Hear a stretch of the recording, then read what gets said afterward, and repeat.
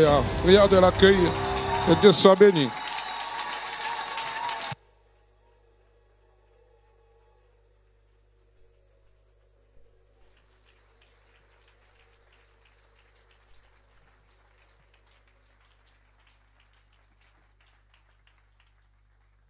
Alléluia, je voudrais prier avec vous. Seigneur notre Dieu, merci pour ces privilèges doublés de responsabilité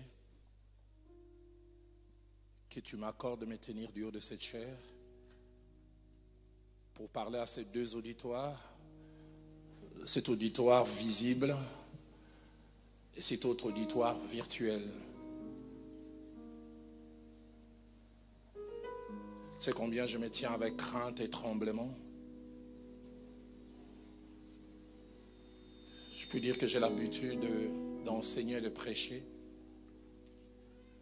Mais je n'ai jamais autant senti de pression que ces derniers jours. Et je n'arrivais pas à me l'expliquer, mais en même temps, j'ai conscience que tu es en train de vouloir faire quelque chose. Je ne sais pas pourquoi dans les milliers, et même plus que des milliers de serviteurs, il t'a plu de me sélectionner. Parce que je crois que c'est toi qui as sélectionné en passant par ton serviteur. Pour que j'ai cette grande responsabilité. Alors je te prie, fais de moi un canal fidèle. Transcende en moi tout ce qui peut m'empêcher d'être ce canal fidèle. Et souvent j'aime les reconnaître, la justesse dans les mots n'est pas toujours mon point fort. Il arrive que je dise au-delà de ce que j'aurais dû dire, et des fois en deçà. Alors du haut de cette chair, je te fais cette prière, fais-moi grâce de la justesse. Juste ce qu'il faut.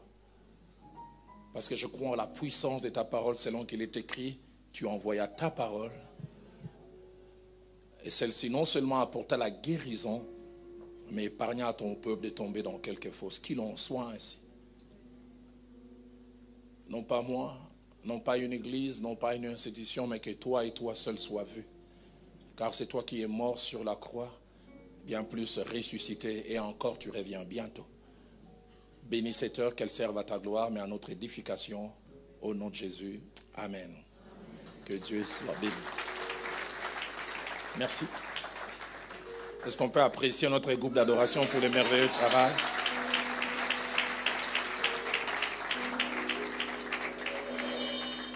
Je commence par rendre grâce à notre Dieu qui m'a fait déplacer de Kinshasa jusqu'ici. Et qui, comme je l'ai dit dans la prière, m'a sélectionné en passant par son serviteur et sa servante. Merci beaucoup. Merci aussi au pasteur Hugues et à son épouse pour la main d'association, pour la confiance. Je prie et j'espère que je serai à la hauteur. Mais je voudrais aussi apprécier la très grande présence de différents hommes de Dieu, des différentes générations. Très touché de vous voir laisser vos multiples occupations et venir non seulement accompagner le pasteur Hugues dans cette activité de l'église, mais aussi écouter la parole de Dieu. Salutations à vous qui nous suivez en présentiel et vous qui nous suivez virtuellement.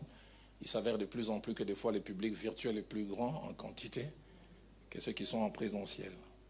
Alors je voudrais juste ajouter quelque chose sur la présentation qui était complète, mais je vais la rendre plus complète. C'est que Viviane et moi, on est mariés au 17 octobre prochain, ça fera 30 ans seulement.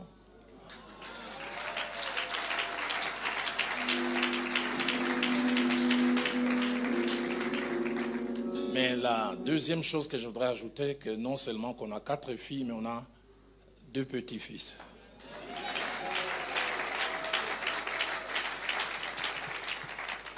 Et vous avez aussi les salutations de mon épouse Viviane.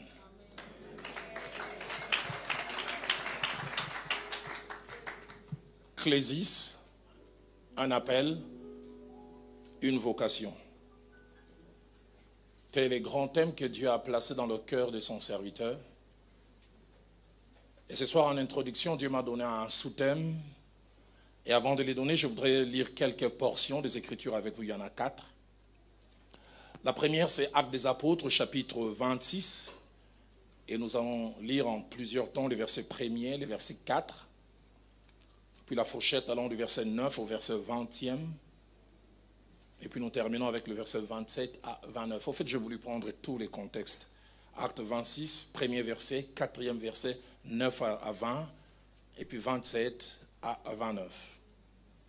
Agrippa dit à Paul, il t'est permis de parler pour ta défense. Et Paul, ayant étendu la main, se justifia en ces termes. Verset 9. Pour moi, je crus devoir agir vigoureusement contre les noms de Jésus.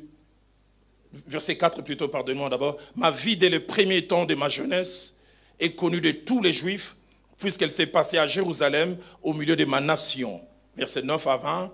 Pour moi, j'avais cru devoir agir vigoureusement contre les noms de Jésus de Nazareth.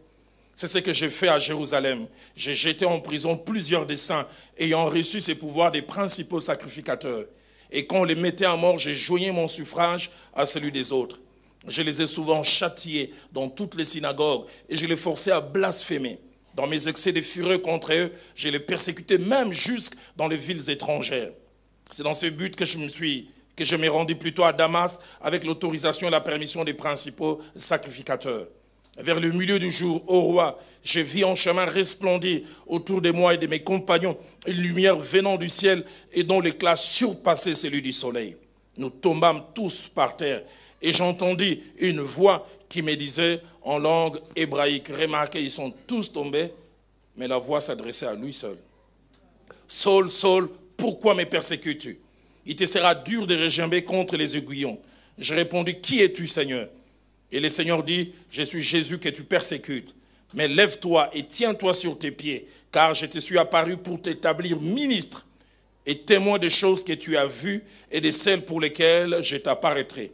Je t'ai choisi du milieu de ce peuple et du milieu des païens vers qui je t'envoie, afin que tu leur ouvres les yeux pour qu'ils passent des ténèbres à la lumière et de la puissance de Satan à Dieu, pour qu'ils reçoivent par la foi en moi les pardons des péchés et l'héritage avec les sanctifiés. En conséquence, roi Agrippa, je n'ai point résisté à la vision céleste, à ceux de Damas d'abord, puis à Jérusalem, dans toute la Judée et chez les païens, j'ai prêché la repentance et la conversion à Dieu avec la pratique d'œuvres dignes de la repentance. Verset 27 au verset 29e. Crois-tu au prophète, roi Agrippa? Je sais que tu y crois. Et Agrippa dit à Paul, tu vas bientôt me persuader de devenir chrétien. Paul répondit, que ce soit bientôt ou que ce soit tard, plaise à Dieu que non seulement toi, mais encore tous ceux qui m'écoutent aujourd'hui, vous deveniez tels que je suis, à l'exception de ce lien. Nous lisons aussi Actes des Apôtres au chapitre 20. Nous lisons en deux temps, verset 18 au verset 21, et puis le verset 24. Actes des Apôtres, chapitre 20. Lorsqu'ils furent arrivés vers lui, il leur dit, vous savez de quelle manière, depuis les premiers jours où je suis entré en Asie, je me suis sans cesse conduit avec vous, servant le Seigneur en toute humilité, avec larmes au milieu des épreuves que me suscitaient les embûches des Juifs. Vous savez que je n'ai rien caché de ce qui était utile et que je n'ai pas craint de vous prêcher et de vous enseigner publiquement et dans les maisons, annonçant aux Juifs et aux Grecs la repentance envers Dieu et la foi en notre Seigneur Jésus-Christ. Verset 24e. Mais je n'ai fait pour moi-même aucun cas de ma vie, comme si elle m'était précieuse, pourvu que j'accomplisse ma course avec joie et les ministères que j'ai reçus du Seigneur Jésus, d'annoncer la bonne nouvelle de la grâce de Dieu. Avant-dernière portion que nous allons lire Philémon, et nous lirons du verset 8 au verset 9, et puis nous lirons du verset 12 au verset 14. C'est pourquoi, bien que j'ai en Christ toute liberté de te prescrire ce qui est convenable, c'est de préférence au nom de l'amour que je t'adresse une prière, étant ce que je suis, Paul, un vieillard, de plus maintenant prisonnier de Jésus-Christ. Et je te prie pour mon enfant que j'ai engendré, étant dans les chaînes, Onésime. Verset 12 au verset 14, je te le renvoie, lui, une partie de moi-même. J'aurais désiré les retenir auprès de moi pour qu'ils me servent à ta place pendant que je suis dans les chaînes pour l'évangile. Toutefois, je n'ai rien voulu faire sans ton avis, afin que ton bienfait ne soit pas comme forcé, mais qu'il soit volontaire. Et nous terminons avec la seconde épître de Paul à Timothée au chapitre 4.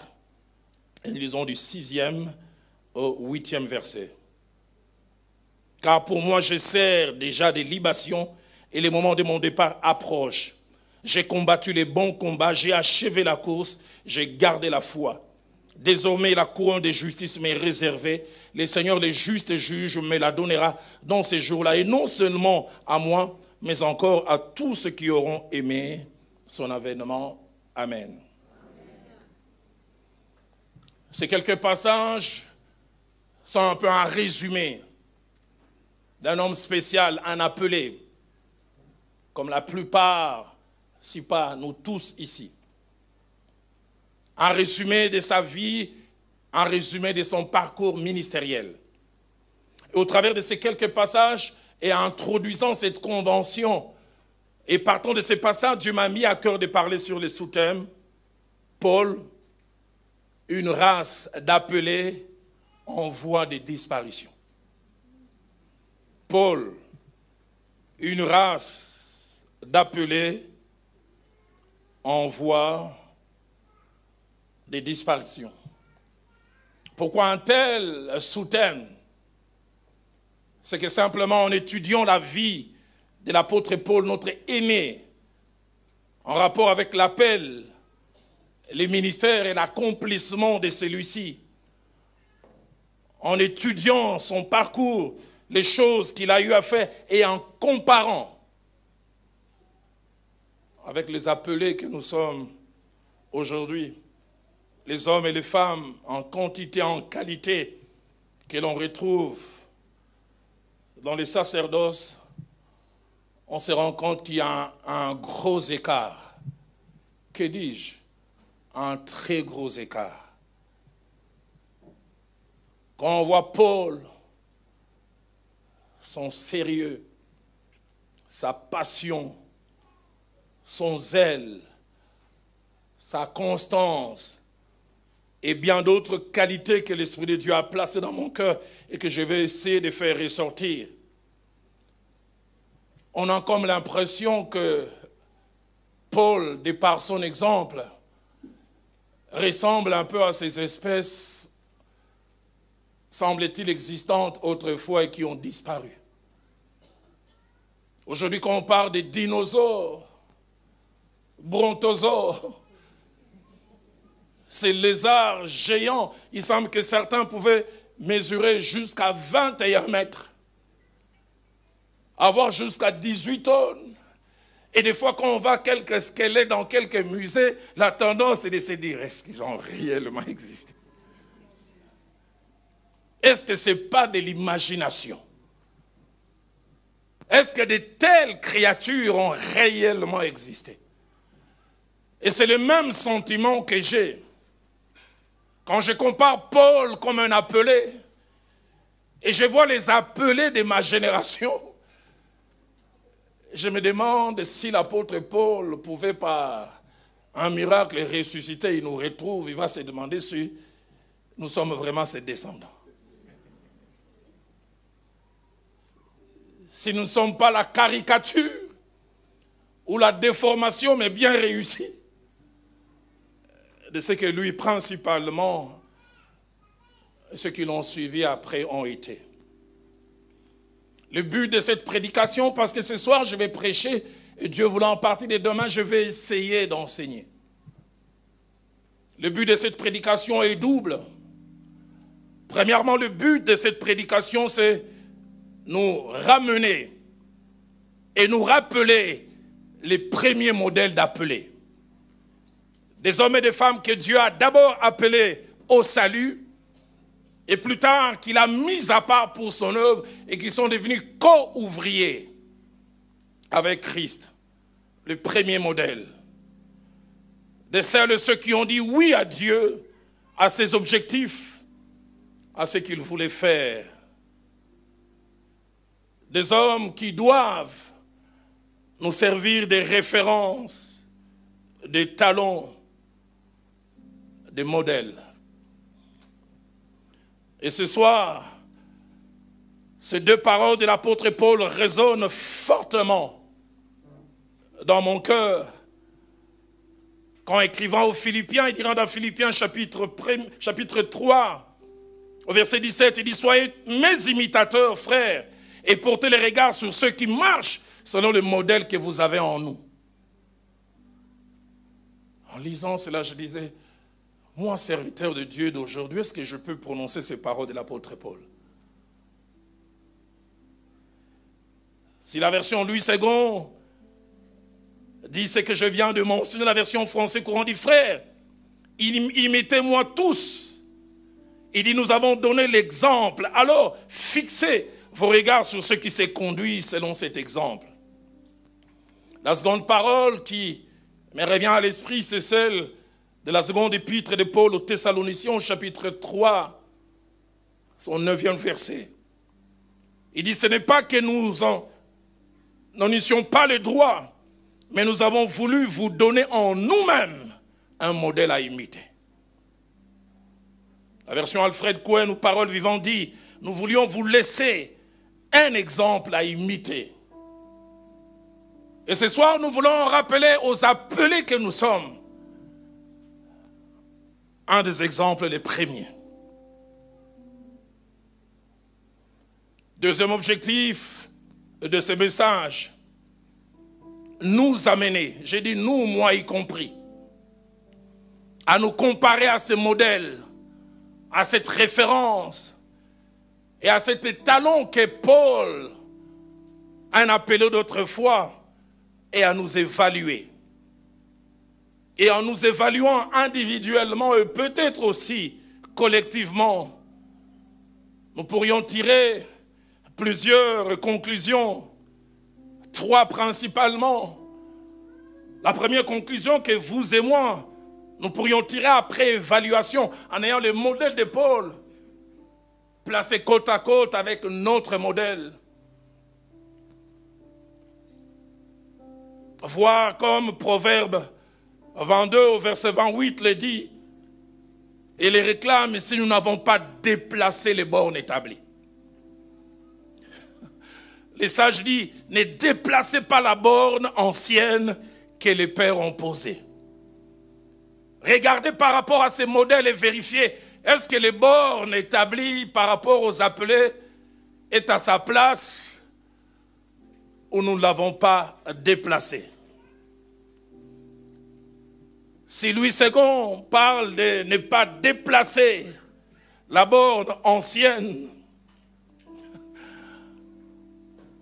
la version français courant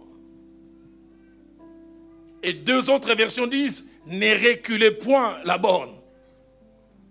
Louis II parle simplement déplacer, mais les 2 autres versions parlent de reculer. La version Chouraki, une version d'un théologien grec, il dit ne recule pas la frontière de pérennité que les pères ont faite. La version Bible des peuples les dit encore mieux. Elle dit laisse la borne que les pères ont posée là où elle a toujours été.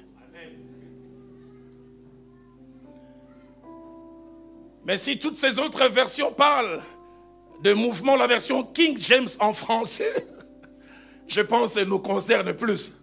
King James en français dit ne retire pas l'ancienne borne. La version King James fait parler de l'idée ailleurs on recule, on déplace. Retirer, c'est-à-dire ça n'existe même plus. Et j'ai tendance à croire c'est un peu notre génération aujourd'hui. La deuxième réaction après évaluation, c'est voir où nous sommes tombés, où nous nous sommes écartés du modèle et revenir. Écrivant à l'église d'autrefois, celle d'Éphèse dans Apocalypse chapitre 2 verset 5, le Seigneur dira à cette église, souviens-toi donc d'où tu es tombé. Et la mémoire, réponds-toi et pratique tes premières œuvres. Sinon, je viendrai à toi et j'ôterai ton chandelier de sa place, à moins que tu ne te répandes. La version Alfred Cohen dit « Rentre en toi-même, change d'attitude et vis de nouveau comme au commencement. Reprends ta conduite première, retourne à tes œuvres originelles. Si tu ne changes pas, j'agirai. Je viendrai et j'ôterai ton chandelier de sa place actuelle. » Troisième réaction que nous pourrions avoir après cette évaluation entre les modèles que Paul représente et nous aujourd'hui, c'est voir, comme Paul l'avait constaté et encouragé, en parlant à son fils dans la foi, Timothée, dans 2 Timothée, chapitre 3 au verset 14, si nous sommes demeurés dans les choses d'autrefois, et si tel est le cas, restons-y.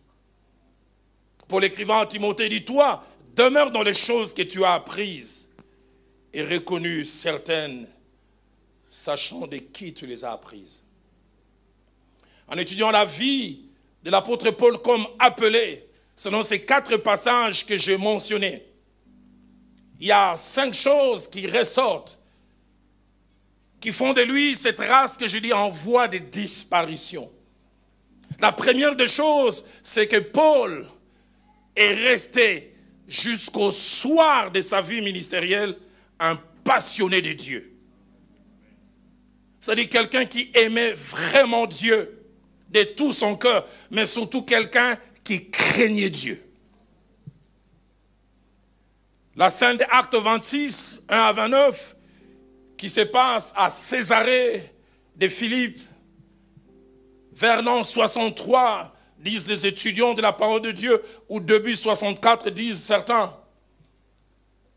C'est quasiment après 29 ans et même 30 ans de vie ministérielle. Mais on sait voir la fraîcheur dans la relation. On sait voir la passion. On sait lire entre les lignes la crainte de Dieu. Actes des Apôtres, chapitre 26, verset 4, puis verset 9 à 14. Lui-même, il en parle, et il en parle avec des mots comme si c'était hier. Il relate les tournants de sa vie.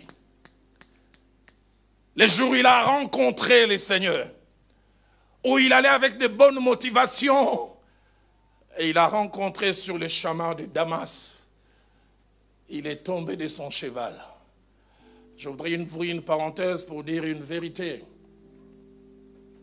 Pour toute personne qui a réellement rencontré le Seigneur, qui a connu l'expérience de la nouvelle naissance, cette personne se rappelle toujours de quand ça s'est passé, où ça s'est passé et comment. Je ne sais pas ce qu'il en est de vous. Moi, ma nouvelle naissance, je m'en souviendrai toujours comme si c'était hier. Le 5 novembre 85, j'oublie jamais, vers 8 heures, j'étais avec un ami et nous étions à la poursuite. J'espère que Viviane ne va pas suivre. D'une jeune fille du quartier que nous cherchions. Et avec cette amie, nous l'avons vue et je suis après qu'elle était devenue chrétienne. Et c'est l'amie qui faisait la cour. Moi, j'étais un accompagnateur. Mais comme elle avait une amie, j'ai dit, alors je vais m'occuper de l'autre aussi. Et elle nous a dit, je vais à l'église. Si vous voulez que l'on parle, accompagnez-nous à l'église. Et on va parler après. On a dit, pas de problème. C'est pour cela, chaque fois que je pense à moi, vous n'avez aucune idée qui vient à l'église et pourquoi. Aidez-moi à poser la question à votre voisin. J'espère que vous êtes venus vraiment pour le Seigneur.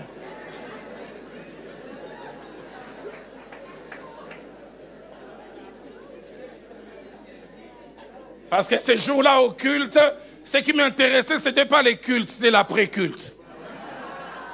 Et je souhaitais même que la prédication finisse. J'avais l'impression que les prédicateurs étaient trop longs. Mais j'oublie jamais, c'était mon jour. J'ai quasiment 37 ans dans la marche avec Dieu, mais je me souviens de chaque parole de cette prédication, les thèmes de son message était quiconque se livre au péché est esclave du péché. Et il a commencé à marteler sur l'esclavage. Il a commencé à parler comment l'esclave n'a pas de volonté propre. Il dit un esclave, même s'il veut dormir à 2 heures du matin, son maître vient les réveiller. Il dit prépare-moi du foufou. Il n'a pas le droit de dire non. Et il a montré comment l'esclavage du péché peut-être quelque chose d'avilissant. Et plus il parlait, plus j'avais l'impression qu'il n'y avait pas d'autres personnes, comme si on était à 2. Je me suis avoir dit à cette amie, mais petite, on dirait, cette jeune fille, on dirait qu'elle a parlé de mes histoires ici. Il a commencé à marteler sur l'esclavage et je commençais à penser à toutes ces choses.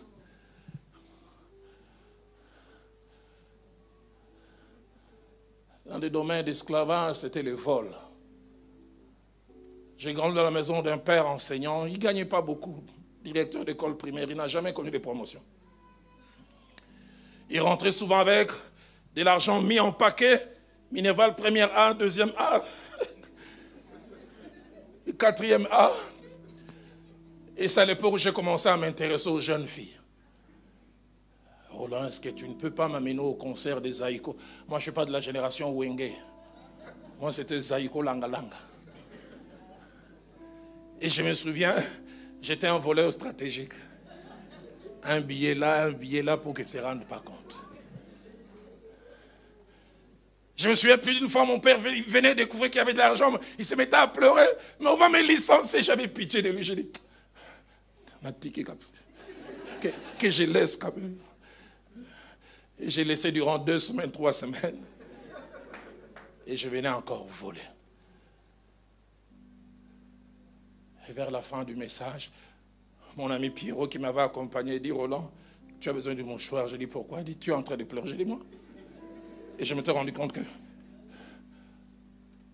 Mais j'oublie jamais sa conclusion. Il a dit, mais si le Fils de l'homme vous a franchi.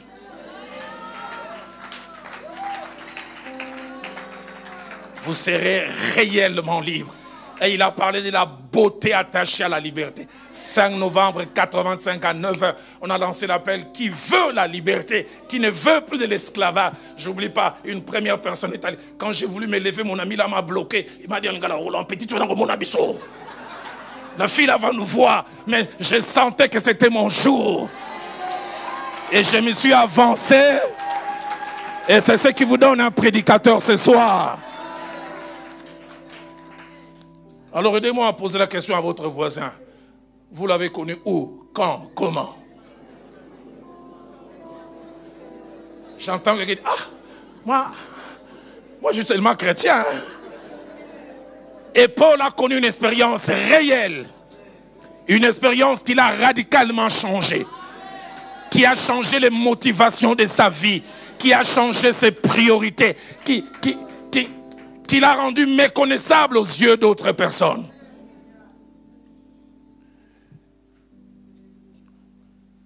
Quelqu'un disait la nouvelle naissance, c'est comme être écrasé par un train. On ne peut pas être écrasé par un train et faire un dessin aux gens. Quelqu'un d'autre a ajouté, si un chat prétend se convertir, qu'on demande les témoignages aux souris.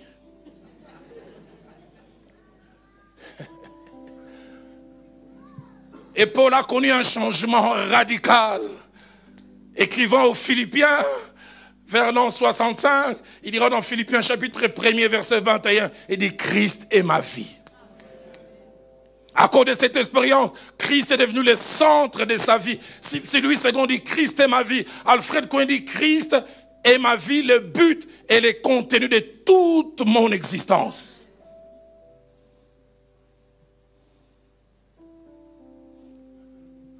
Toujours Paul parlant de cette expérience et les changements que ça a apporté dans sa vie. Il dira dans Philippiens 3, versets 7 à 8, tout ce qui était pour moi un gain, je regarde cela comme une perte. Et je regarde comme une perte toute chose. Au verset 12 à 14, il montre désormais ce qui l'intéresse, c'est la vocation céleste. Passionné de Dieu. Tellement passionné de Dieu que la crainte de Dieu a occupé tout son cœur et toute sa vie. Il a commencé à s'attacher aux choses que Dieu voulait. Homme de Dieu, appelé, femme de Dieu, appelée, est-ce que nous avons encore la crainte de Dieu? Il y a 6 mois, j'ai reçu la femme d'un bishop. Quand elle est sortie du bureau, j'ai été interpellé. Je me suis avoir pleuré au moins durant 45 minutes. Elle a dit, pasteur, apôtre, je connais celui qui est mon mari depuis 32 ans. On s'est connus à l'époque des groupes de prière. Il dit, il était un frère en Christ. Mais on est mariés depuis 30 ans. Je n'ai jamais oublié ce qu'elle a ajouté qui me fait mal au cœur. Elle a dit, les frères en Christ que j'ai connus il y a 32 ans craignaient Dieu. Mais le bishop est un païen.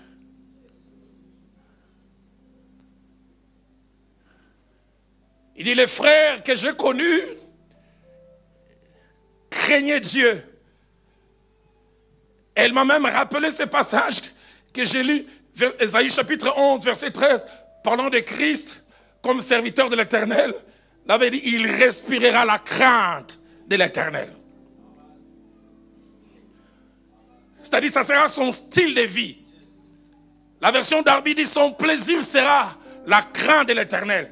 Il dit, celui que j'avais connu en craignant Dieu, il dit, il a augmenté en popularité, il a augmenté en responsabilité, il a augmenté en position, mais il a perdu en consécration. Il dit, les frères en Christ, ne buvez pas, mais le bishop est un ivrogne. Il y a 2 mois, il a raté une prédication parce qu'il avait pris du whisky à l'excès. Aidez-moi à poser la question à votre voisin, vous en prenez? J'entends un voisin dire un peu. Alors toi un peu là, c'est comment?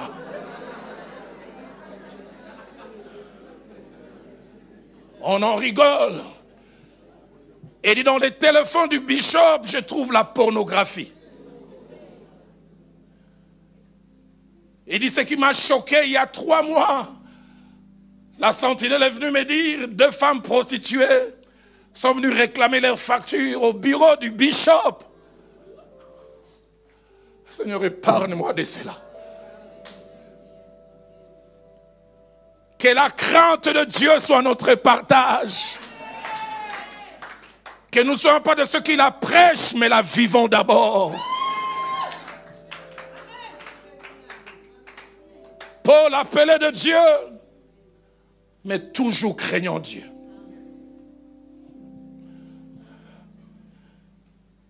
J'ai suivi ce témoignage d'un homme de Dieu, le genre d'homme de Dieu qu'on trouve à Kinshasa. Parlant à ses collaborateurs calmement, il leur dit, moi je suis sauvé de la tête à la ceinture. Mais de la ceinture jusqu'en bas, j'ai besoin de la grâce de Dieu. Vous comprenez ce qu'il voulait dire? Alors aidez-moi à poser la question à votre voisin. Vous êtes sauvé d'où jusqu'où?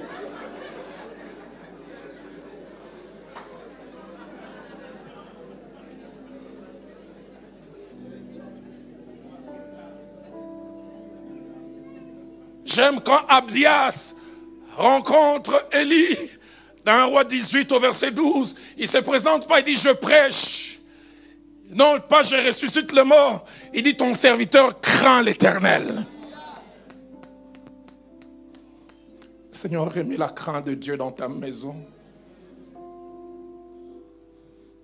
Remets la crainte de Dieu dans ta maison.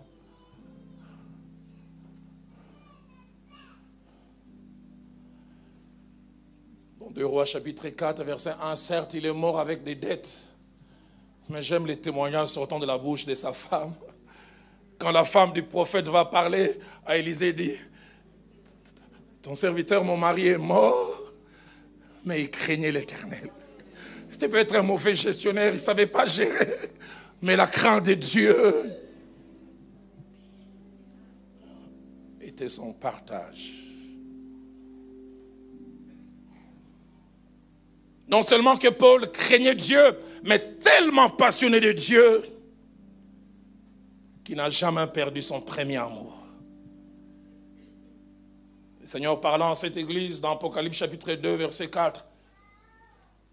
Le Seigneur ne condamne pas un abandon total.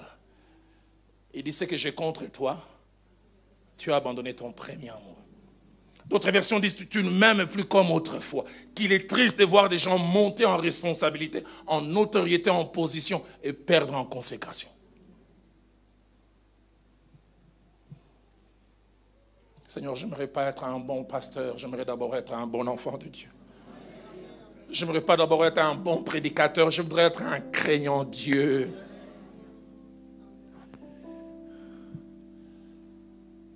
Non seulement craignant Dieu, mais attaché aux Écritures. Dans 2 Timothée chapitre 4, verset 13, la scène se passe entre l'an 65, d'autres disent début 66. Il est emprisonné, mais sa passion pour Dieu, il est attaché aux Écritures. Il écrit à Timothée qui est libre, il dit, quand tu viendras, apporte le manteau que j'ai laissé à Troas, chez Carpus, me dit, surtout les parchemins. Surtout les parchemins. Le feu Jacques-André Vernon, mon pasteur, me disait toujours, Roland, ne fais pas de la Bible un livre de travail. Fais de la Bible un ami. Ne lis pas par rapport à ce que tu vas prêcher. Lis chaque jour. Et j'essaie de la lire. Parce que le feu Jacques-André Vernon me disait cette phrase, la deuxième que j'oublie jamais. Roland, ou la parole de Dieu t'éloignera du péché, ou le péché t'éloignera de la parole de Dieu. Et Paul était attaché aux Saintes Écritures. Cela me fait penser à ce merveilleux psaume, le 119, verset 16, verset 24, verset 47 et verset 92 ou 92. Écoutez ce qu'il dit au verset 16. Il dit, je fais mes délices tes statuts. Je n'oublie point ta parole. J'aime les termes qu'il utilise, délices. Quelque chose derrière laquelle on languit. Au verset 24, il dit, tes préceptes font mes délices. Ce sont mes conseillers. Et Paul avait cette passion. Verset 47, je fais mes délices de tes commandements, je les aime. Verset 92, 92, si ta loi n'eût fait mes délices, j'aurais alors péri dans la misère. Comme je le disais, qu'il est triste d'augmenter en position, en titre, même en importance aux yeux des hommes, et de perdre l'essentiel, l'amour pour Dieu, la passion pour Dieu. Et Paul, c'était un appelé, malgré les années, passionné de Dieu. Dans Matthieu chapitre 7, versets 21 à 23, le Seigneur s'apprend à deux types de personnes apparemment appelées, apparemment actives dans l'œuvre de Dieu. Au verset 21, il dit à ces personnes, tous ceux qui me disent Seigneur, Seigneur, n'entreront pas tous dans le royaume des cieux, mais celui-là seul qui fait la volonté de mon Père qui est dans les cieux. Après autant d'années, est-ce que nous faisons encore la volonté de Dieu? Parlant aux pharisiens, le Seigneur dira à ses apôtres, il dit, ils disent, mais ils ne font pas. Les versets 22 et 23 me choquent encore. Certains viendront, ils vont présenter leur exploit. Plusieurs diront ce jour, Seigneur, n'avons-nous pas prophétisé par ton nom? N'avons-nous pas chassé des démons par ton nom? Et n'avons-nous pas fait beaucoup de miracles? Ils parlent de ce qu'ils ont eu à faire, leur service, leur activité, entre guillemets, en tant qu'appelés. Et ce qui est étonnant, le Seigneur ne refuse pas. Et ils vont sur le terrain du service. Au verset 23, le Seigneur vient sur le terrain de la relation. Il dit alors, je vous dirai ouvertement, retirez-vous de moi, vous qui commettez l'iniquité. Ah bon, il est possible de prophétiser en commettant l'iniquité.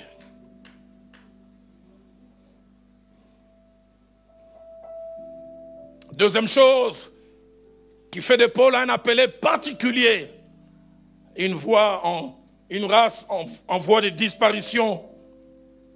Paul est resté tout au long de sa vie et de son parcours ministériel focalisé sur l'essentiel. Focalisé sur l'essentiel. Et l'essentiel, c'était le salut des âmes. Focalisé sur le fait que des hommes et des femmes passent de la mort spirituelle à la vie. Dans Apocalypse 26, plutôt dans Actes des Apôtres 26, verset 17, jusqu'au verset 27.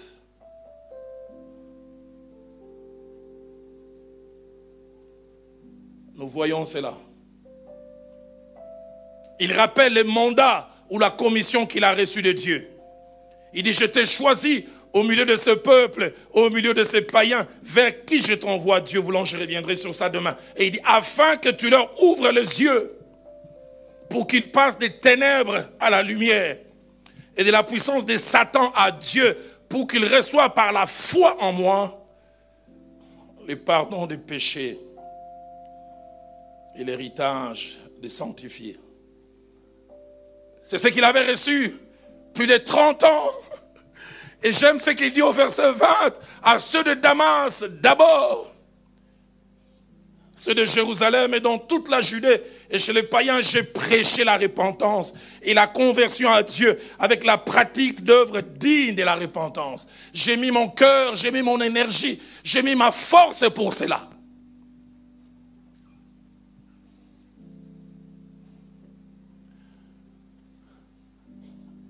Et là où sa passion me dépasse, c'est à la fin de ce passage.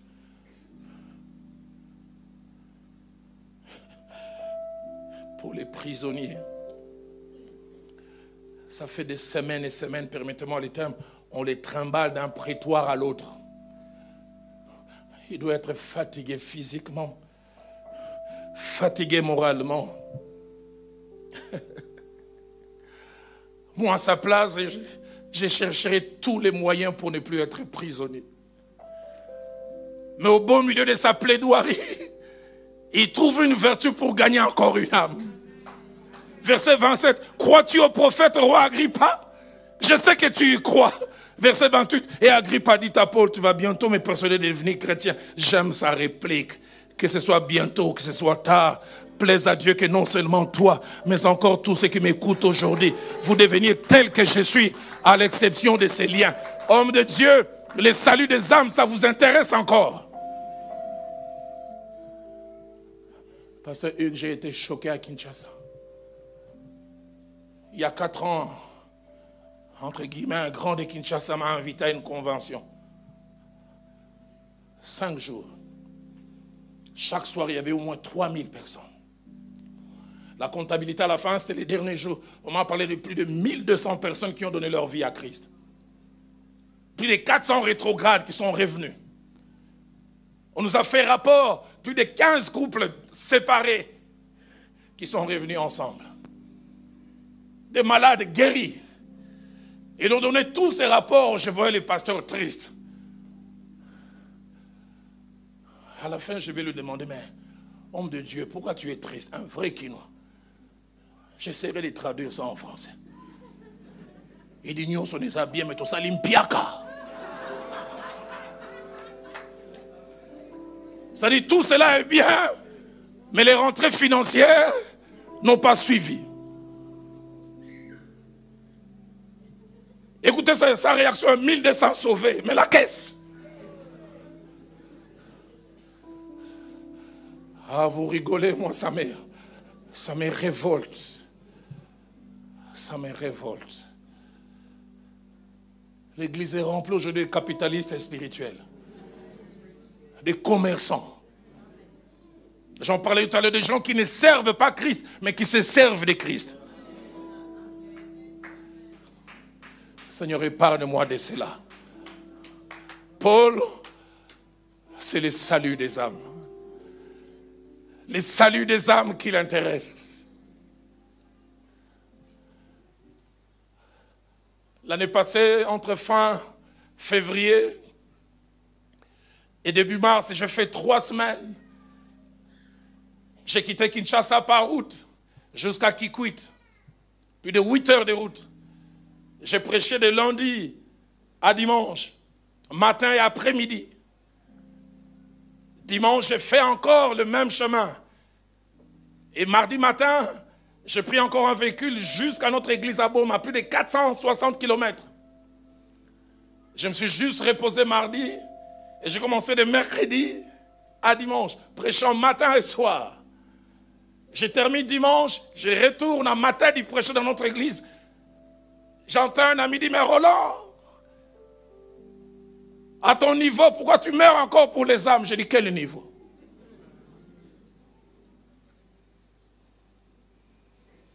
Là où il y a les âmes, je vais y aller.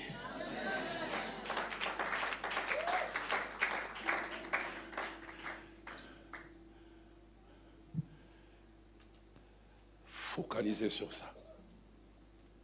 Le salut des âmes. Et comme je l'ai dit, malgré son statut de prisonnier, il cherche à gagner. Agrippa, dans 1 Corinthiens 9, verset 16, il dira, si j'annonce l'évangile, ce n'est pas pour moi un sujet de gloire, car la nécessité m'est imposée. Et il dit, malheur à moi si je n'annonce pas l'évangile. La passion de Paul pour les âmes se voit encore quand il écrit à Philémon, dans Philémon 1:10, il présente l'un de ses plus brillants trophées ministériels. Il parle d'Onésime. Il dit, mon fils que j'ai gagné dans les chaînes. Il est dans les chaînes, mais encore passionné pour les âmes. Passionné pour le salut. Une race en voie de disparition. Aujourd'hui, il y a la passion pour plusieurs choses,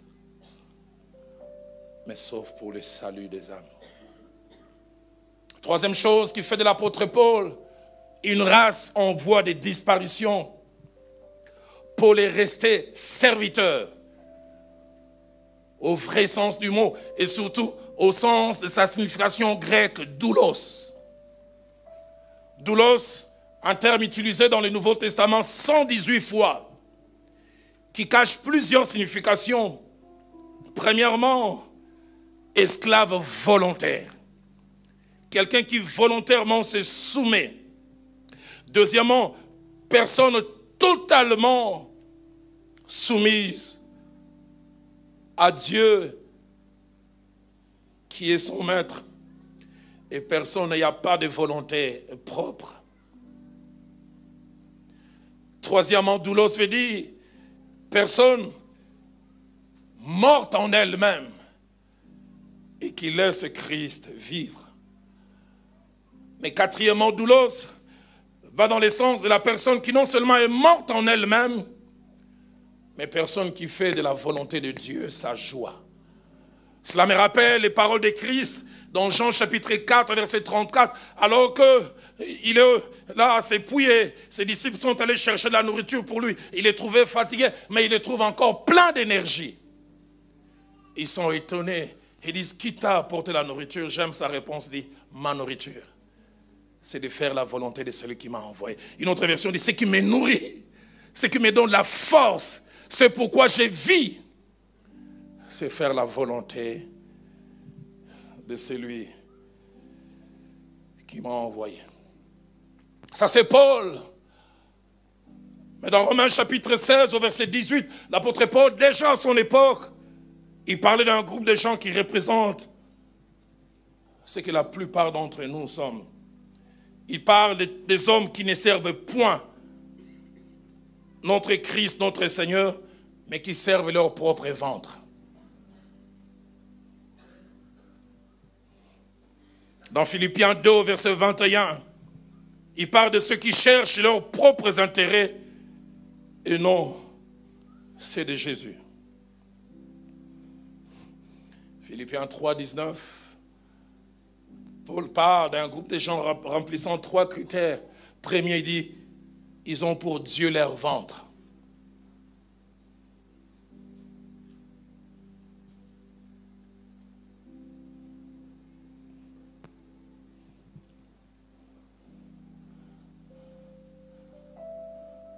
Et deuxièmement, il dit, ils mettent leur gloire dans ce qui fait leur honte.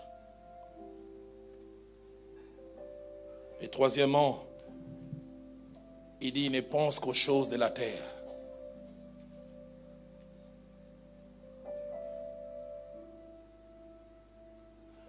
Mais l'apôtre Paul, parlant de lui-même, Seigneur, donne-moi ce cœurs. Dans 2 Corinthiens 12, au verset 14, il écrit aux Corinthiens, il dit, Car ce ne sont pas vos biens que je cherche, mais c'est vous-même. Vous-même. Français courant dit, c'est vous que je cherche. C'est-à-dire votre progrès. Et non votre argent. Désintéressé. Tout ce qui les préoccupait, c'était le salut des âmes. À plusieurs endroits où il est allé travailler, il ne voulait même rien réclamer. Aux Corinthiens, il dira, je ne vous ai été point à charge. N'avait-il pas besoin de ces choses? Dans 1 Timothée chapitre 3, au verset 3, l'apôtre Paul, parlant de l'évêque, du surveillant ou de l'ancien, il parle des choses qui doivent être présentes. Et il commence à dire, il faut que l'évêque, qui ne soit ni adonné au vin, ni violent, mais indulgent. Et le passage se termine en disant, désintéressé. Désintéressé. Français courant dit qu'il ne soit pas attaché à l'argent. Tob dit qu'il ne soit pas cupide. Une vieille version Stafford dit qu'il ne tienne pas à l'argent. 1 Pierre chapitre 5 au verset 2, l'apôtre Pierre parlant à ses contemporains comme berger dit, ne paissez pas les troupeaux de Dieu pour un gain sordide. Mais il dit avec dévouement de tout cœur.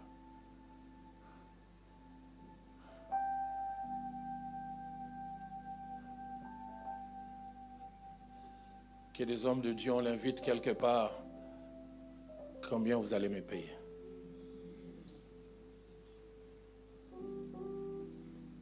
Si vous n'êtes pas prêt à me payer une place en business class, je ne viens pas.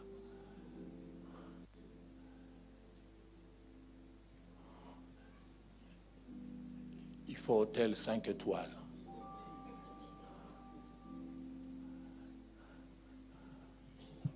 Vous versez d'abord sur mon compte et je viens.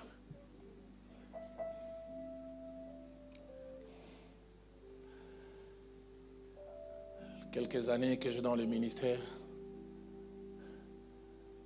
et avec l'exemple de l'homme auprès de qui pasteur Hugues et plusieurs ici et moi ont appris le ministère, l'argent n'a jamais été une priorité.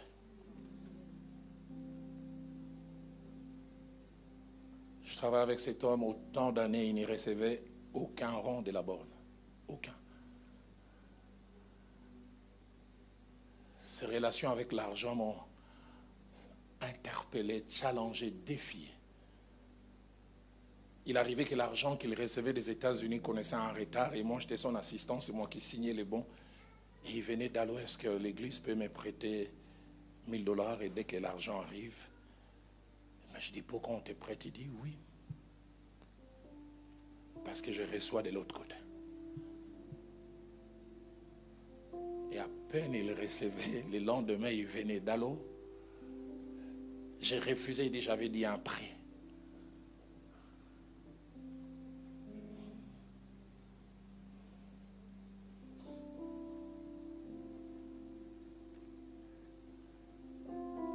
Quatrième chose qui fait de l'apôtre Paul une race en voie de disparition, c'est que Paul faisait de l'avancement du royaume de Dieu sa priorité et son rêve. Pas ses intérêts d'abord, pas sa promotion personnelle, pas même sa promotion au travers de l'œuvre de Dieu. Écrivant aux Corinthiens, il dira dans 1 Corinthiens 9, versets 22 à 23, je me suis fait tout à tous, afin d'en sauver de toute manière quelques-uns. Je fais tout à cause de l'évangile, afin d'y avoir part. Le frère Jacques-André Vernon me relate la scène où il devait aller prêcher dans un coin vers la forêt équatoriale et comme prédicateur, il savait qu'ils avaient 5 jours. Il a amené 5 tenues pour prêcher. Ils arrivent dans ce village, il y avait plus de 2000 personnes.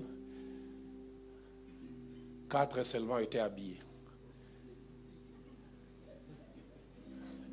Et demi-habillés. Les chefs et ces 2 femmes.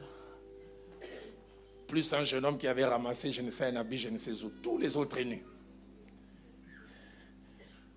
Il dit, non seulement j'ai fait chômer tous mes habits, mais j'ai prêché torse nu. Comment puis-je aux gens nus prêcher avec 3 pièces et écharpe? Le but, c'était les gagner.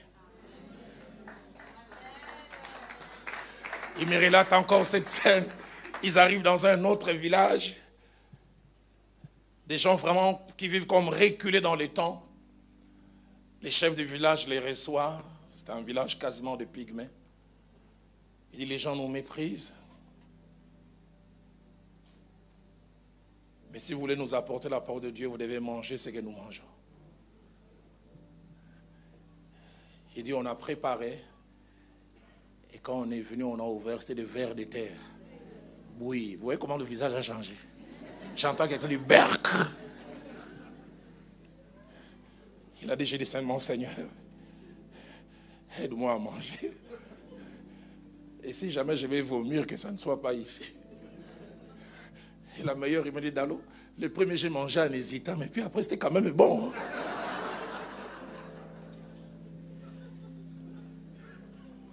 Mais il a mangé parce qu'il voulait faire avancer les royaumes.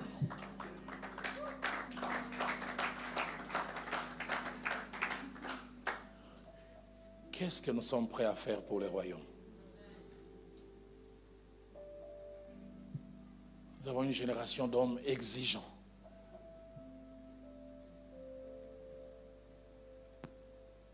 À chaque fois que je suis invité, cette condition doit être remplie. Si une n'est pas remplie, je ne viens pas.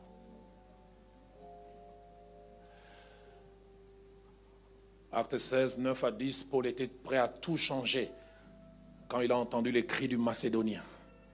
Viens et secours-nous. Viens et secours-nous. On peut dire ce que l'on peut dire des missionnaires, de l'évangélisation. C'est vrai, il y a eu beaucoup de mélanges. Mais j'ai beaucoup de respect pour ces gens. Certains ont payé de leur vie pour nous apporter l'évangile. Piqués par des moustiques, ils ont fait la malaria. Je lis l'histoire de l'église, plusieurs sont morts. Qu'est-ce qu'ils avaient à gagner?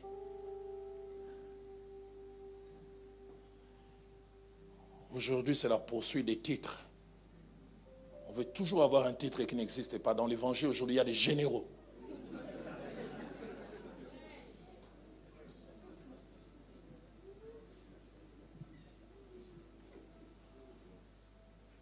On court vers la renommée. Les prédicateurs qui vivent pour de vues. Quand il a fini de prêcher 2 heures après, il y a combien de vues? Des vivologues.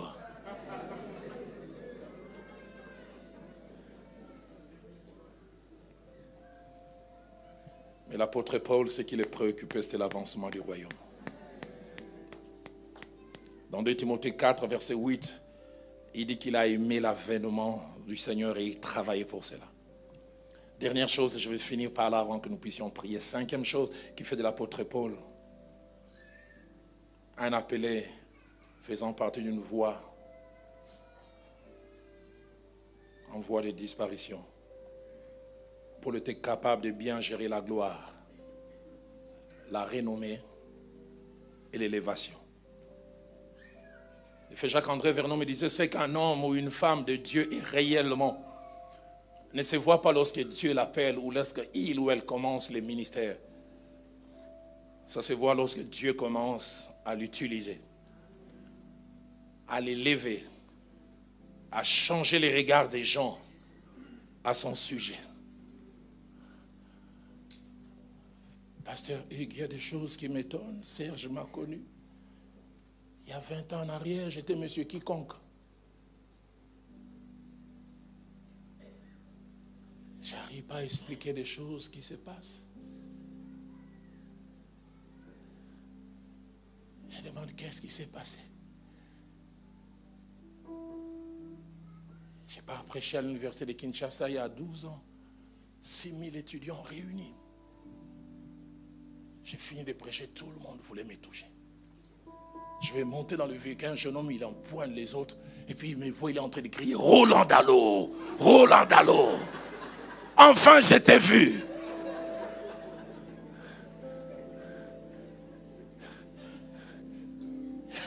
Et j'oublie pas, il dit, mon rêve a toujours été de te rencontrer. Kobe. Mais voir, ça devient un rêve. Et ça ne s'arrête pas là. Il dit, est-ce que je peux te saluer? Je dis, pourquoi pas? Et puis il me salue. Il dit à ses amis à l'Ingla, on a 3 jours, on a ma côté. On a Roland Dallot Mbote. Je vais faire 3 jours, je ne vais pas me laver les mains. J'ai salué Roland Dallot.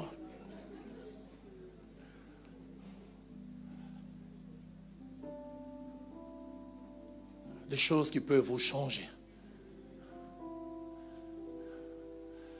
J'ai entendu un aîné à Kinshasa.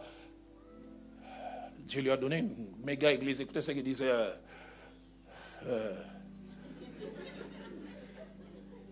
Ici en République démocratique du Congo, les autres ont des églisettes. Nous, on a une église. Oh!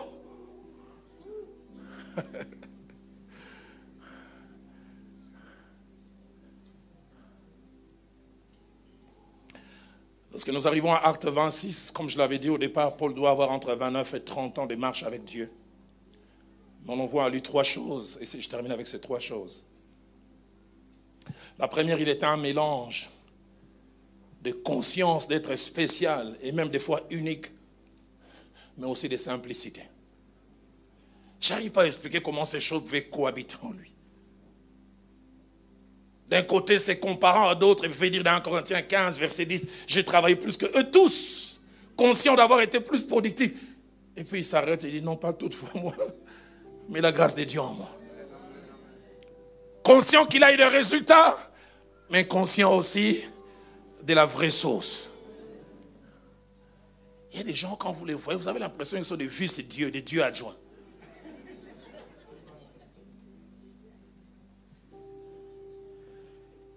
L'apôtre Paul pouvait d'un côté, parlant de lui-même, dire dans Ephésiens chapitre 3, verset 4, il leur écrit, dit, en lisant ces écrits, vous pouvez vous représenter l'intelligence que j'ai du mystère de Christ. Conscience qu'en termes de révélation, il avait plus.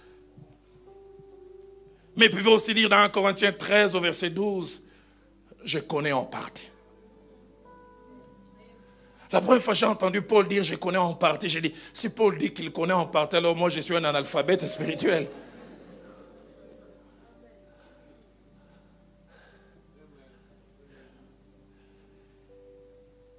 J'en parlerai tout au long de la semaine. S'il y a une chose que je vois en quelques années qui a disparu dans les sacerdoces, du haut de la chair, c'est l'humilité.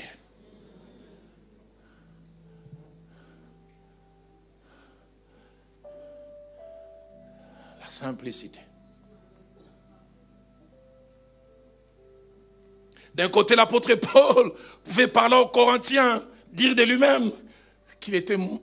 Il se cache un peu, il dit, je connais un homme, je sais si c'est né dans sa chair, si c'est né dans son esprit, qui est monté jusqu'au 3e ciel. Et il dit, qui a entendu des choses ineffables, qui n'est pas permis à quelqu'un d'entendre.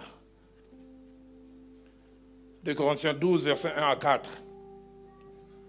Et malgré cela, on pouvait voir aussi l'humilité. Quand il écrit Philémon, chapitre 1er, verset 22, il dit, j'espère vous être rendus grâce à vos prières. Il a des révélations, mais il croit encore à la prière des autres.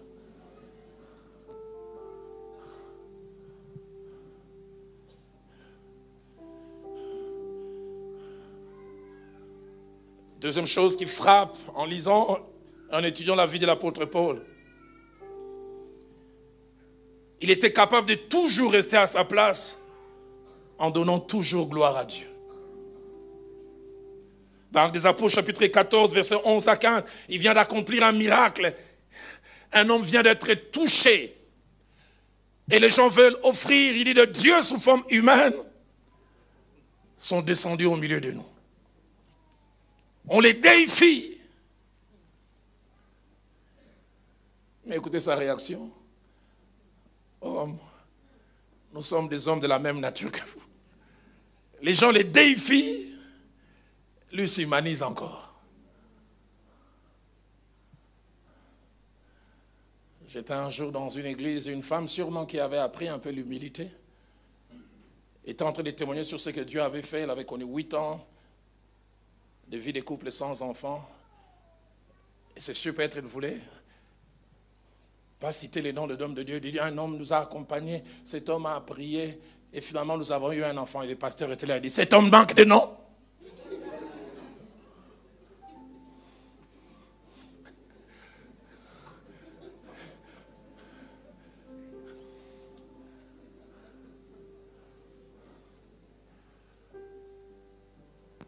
Le consommateur de la gloire. Parce que je sors un jour du temple du centenaire avec le feu Jacques-André Verneau et une femme nous accroche et commence à crier, papa, cet homme est un homme de Dieu. Il dit, j'ai été paralysé depuis 60 à 64, je ne marchais pas. Et puis il est venu prêcher à Sainte-Thérèse. Il dit, elle m'a touché depuis lors. Et quand cette femme parlait, je voyais le pasteur Verneau gêné, il me dit, alors allons-y, il ne faut pas la suivre, il ne faut pas la suivre.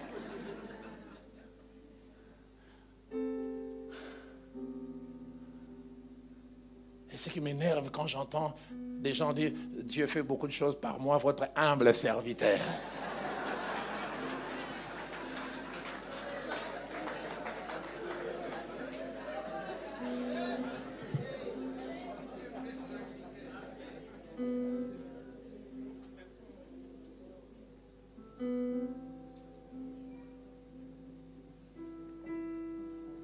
Qu'est-ce que la gloire a-t-il fait de vous?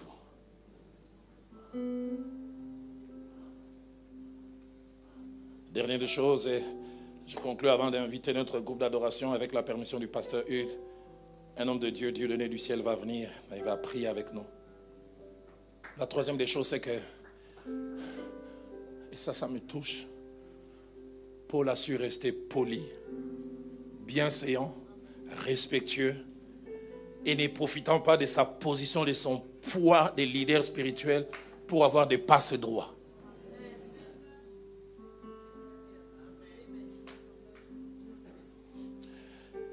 L'épître à Philémon est une épître qui m'interpelle. Placez-moi les versets premiers, puis les versets 8 à 9, et puis je terminerai avec les versets 13 à 14. Déjà au verset premier, écoutez comment il se présente. Il dit, moi Paul, prisonnier de Jésus-Christ.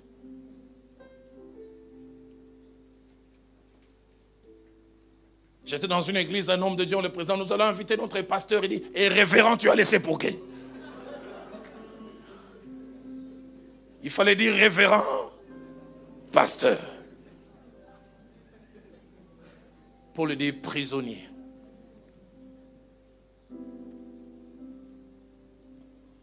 Versets 8 à 9, ça m'interpelle.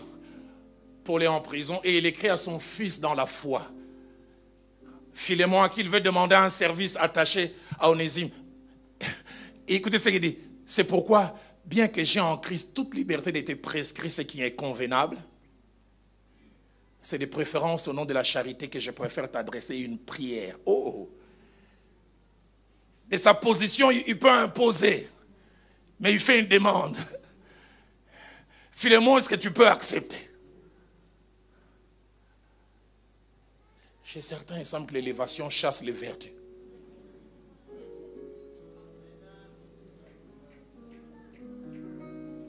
Je suis ministre de Dieu. Versets 13 à 14. Il dit, j'aurais désiré les retenir auprès de moi pour qu'ils me servent à ta place pendant que je suis dans les chaînes pour l'évangile. Ouf! Il dit, toutefois, je n'ai rien voulu faire sans ton avis. Waouh! Philémon a quelque chose à dire. Afin que ton bienfait ne soit pas comme forcé, mais qu'il soit volontaire. Est-il possible d'être élevé, d'être poli? Musiciens, prenez place. J'arrive en décembre 2010 au Nigeria. Philadelphie avait 2000 membres. Et j'assiste à cette activité du bishop au dépôt, de lundi à dimanche. Et dimanche, je rencontre son père spirituel, papa Adeboy. Et je désire les rencontrer, je prends rendez-vous pour les voir mardi. Adeboy, à l'époque, il avait une église locale qui, en se réunissant, c'était 500 000 membres. Aujourd'hui, on m'a dit que c'est 1,5 million. Et il me fixe rendez-vous pour 10 heures. En me disant, toi, Zaïrois, j'espère que tu seras à 10 heures. Parce que vous avez des montres qui fonctionnent à l'envers. J'ai dit, je ferai un gros effort. J'ai mes bas et puis à 10h moins 10, j'étais là. Mais papa Adeboy n'était pas là. 10h moins 5, il n'était pas là. À 10h juste, il n'était pas là. À 10h10, il n'était pas là. Il est venu à 10h20. Parce que je n'oublierai jamais. Quand il m'a vu, il dit, Are you brother Dalo? C'est toi le frère? J'ai dit oui. La tête baissée. Gêné. I'm so sorry for coming late. Brother, excuse me. Et dans mon cœur, je disais, 500 000 membres s'excusent devant 2000. Il a 500 000 membres. Il aurait pu présenter des excuses protocolaires, les mains en poche. Brother, excuse me. There was a lot of... Mais humble. Je comprends pourquoi Dieu ne fait qu'élever de tels gens. Mon pasteur, le fait Jacques-André Vernon, me disait une vérité que j'enseigne souvent. Il y a des gloires qui sont des avant-goûts, qui sont des tests, car la Bible dit, celui qui est fidèle dans les petites choses, je lui confie des grandes. Il y a des gloires, Dieu dit, essayons-les avec ça. S'il gère bien, il lui donne plus. Mais j'ai une bonne nouvelle, pasteur Hugues. Dieu m'a dit, va t'amener faire le maximum.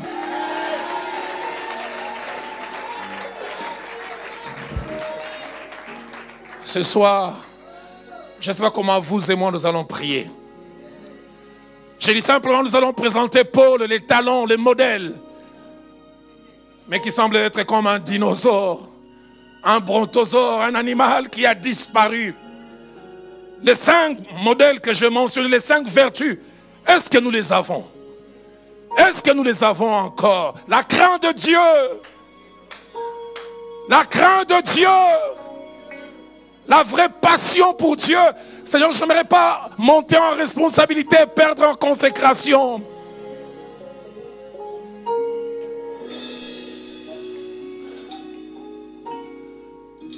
Ce matin, en priant, j'ai rappelé au Seigneur mon passé.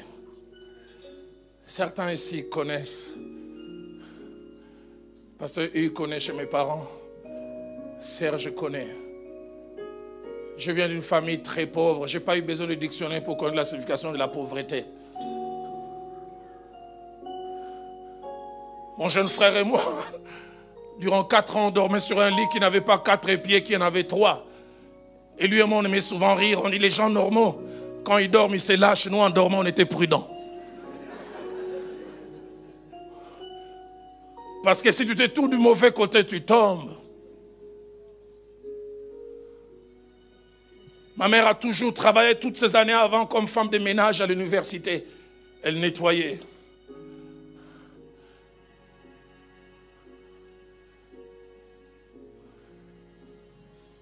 « 84, 85, 86. Elle attendait que les étudiants aient laissé la nourriture à manger.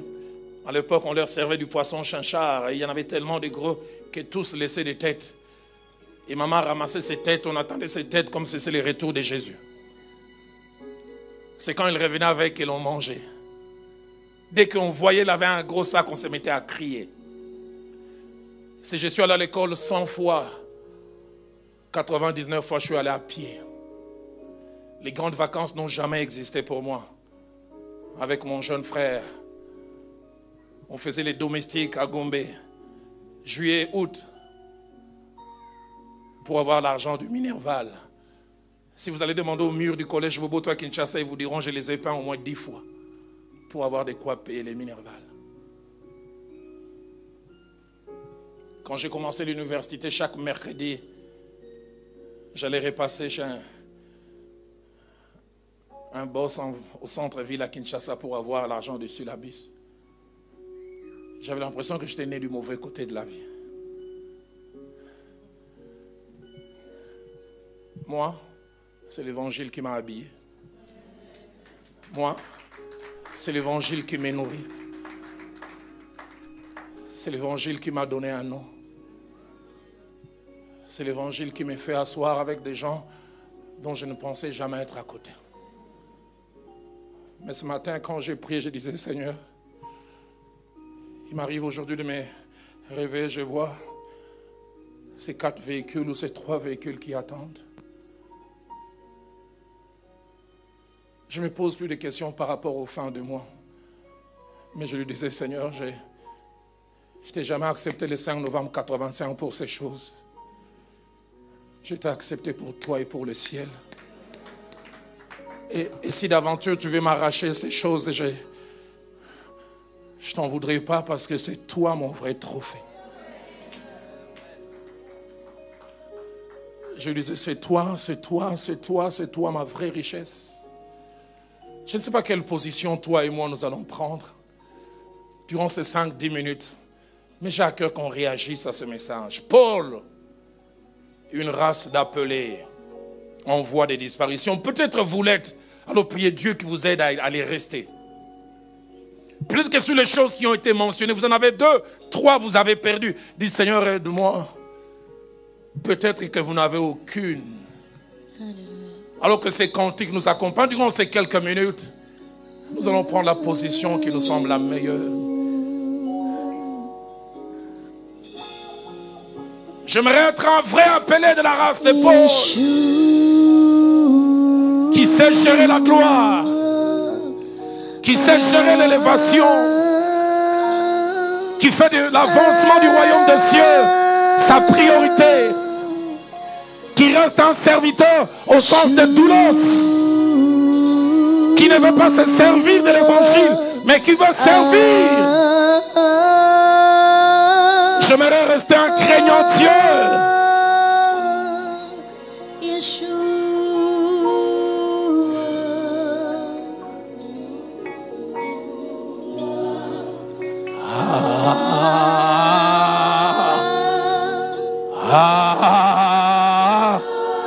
J'aimerais être un vrai appelé.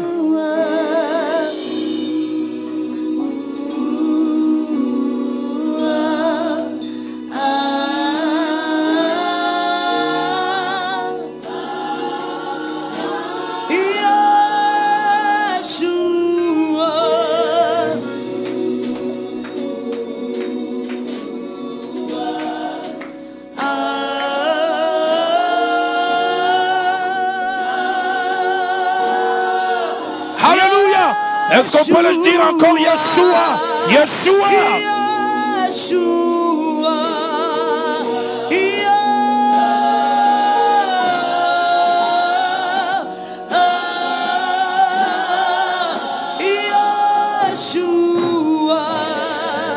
Alors que les instruments continuent à jouer, élève ta voix, parle à Dieu, réagis à ces messages. Réagis à ces messages. Alléluia.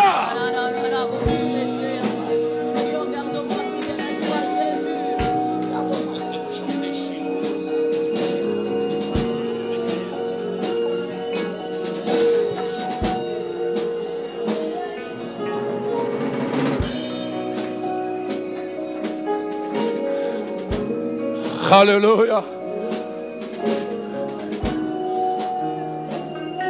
Je ne vais pas déplacer la borne ancienne. Je n'aimerais pas déplacer la borne ancienne. Aide-moi à être de la race de mon aîné Paul. Aide-moi à être un imitateur de ceux qui nous ont tracé le chemin.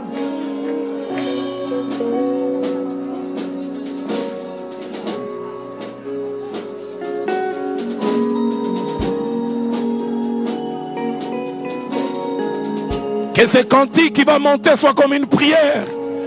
Une prière pour toi, une prière pour moi. Alors que l'homme de Dieu, Dieu donnait, Boukassa, Dieu donnait du ciel, s'avance.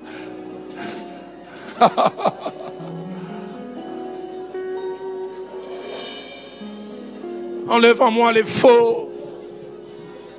Enlève en moi les faux.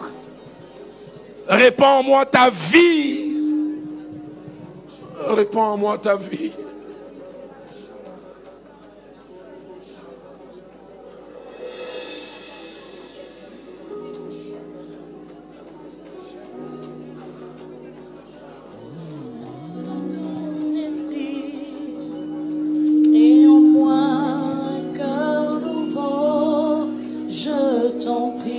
Plus qu'un chant, c'est ma prière, les cris de mon cœur. S'il faut que je te prie, pour me dire je sais, parce que rien ne peut troubler mon cœur en paix.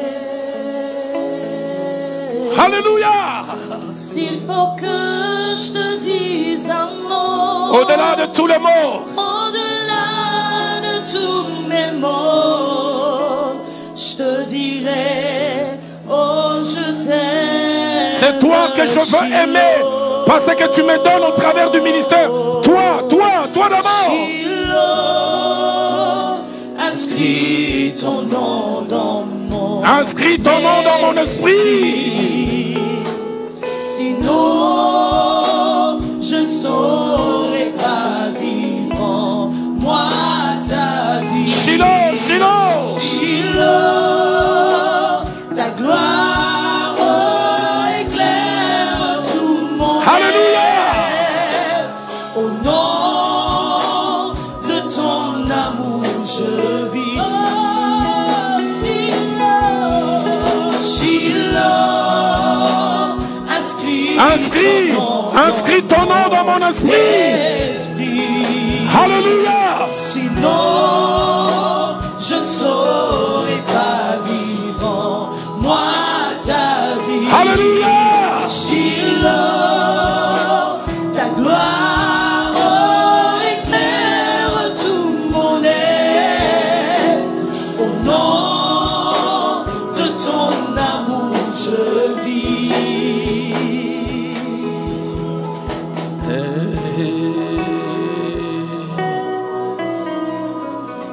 Enlève à moi les faux, Shiloh. Enlève à moi les faux. Enlève à moi les faux, tout ce qui ne te glorifie pas.